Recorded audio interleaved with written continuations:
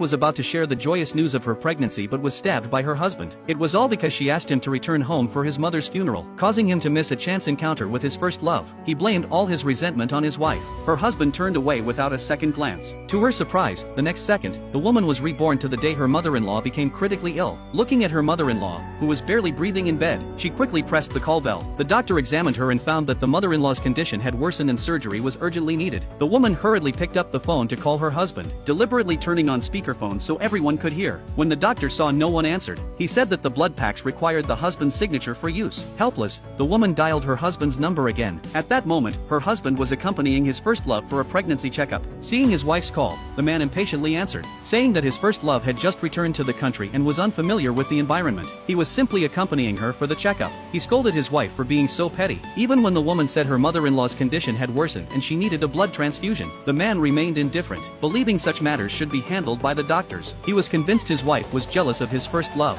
and lying to trick him into going to the hospital. Beside him, the first love feigned strength, saying she could handle things alone, urging the man to go to the hospital. But in the next breath, she said he shouldn't contact her anymore in the future. As expected, the man reacted as if spellbound, immediately hanging up on his wife. The doctors and nurses nearby started criticizing the man for being a scumbag. After all, he had demanded his wife quit her job to fully care for his mother, yet he had time to be with his first love. The woman had deliberately incited the medical staff's discontent with her husband, to ensure that in this lifetime, her mother-in-law's death would be blamed on the first love. As her mother-in-law, now critically ill, was rushed into surgery, the doctor urged the woman to keep trying to contact her husband. Knowing her husband was in the hospital with his first love, she did not go to him. Instead, she repeatedly called him, until he eventually blocked her. The doctor, upon learning the situation, angrily took the woman to the nurse's station. The doctor personally called the husband, explaining that his mother was critically ill and urgently needed a blood transfusion. The man, however, accused the doctor and his wife of conspiring to deceive him. He also declared over the phone that he had missed his first love 5 years ago and would not miss her again this time. With that, he hung up the phone. At that moment, another critical condition alert came from the mother-in-law's side. The doctor rushed back to try and save her life, urging the woman to find her husband. The woman knew that at this critical moment, it was time to add fuel to the pure love between him and his first love. She went to the two of them, but the man still refused to believe that his mother was critically ill. In her previous life,